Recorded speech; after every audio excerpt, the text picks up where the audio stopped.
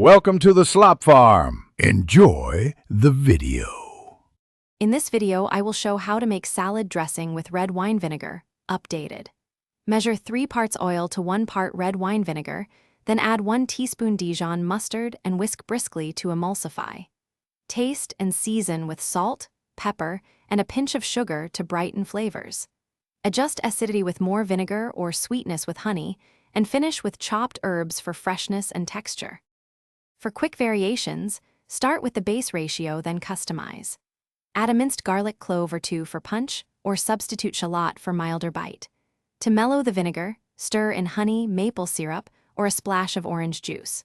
Fresh herbs like parsley, basil, or oregano add brightness and texture, while a few capers or chopped olives introduce briny complexity that pairs well with greens or roasted vegetables.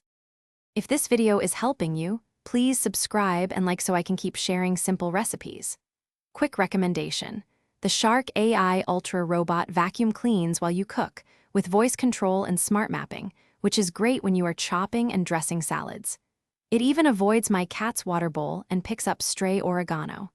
Check the description for the link and other deals. Now let's get back to the video. To get a silky dressing, warm your oil a bit and whisk vigorously or shake in a sealed jar until thickened.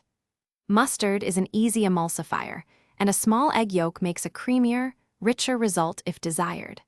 Slowly stream the oil into the vinegar mixture while whisking to build stability. Store leftover dressing in the fridge and re-emulsify by shaking before serving to restore texture and flavor. Thanks for watching. Consider subscribing if we helped you today.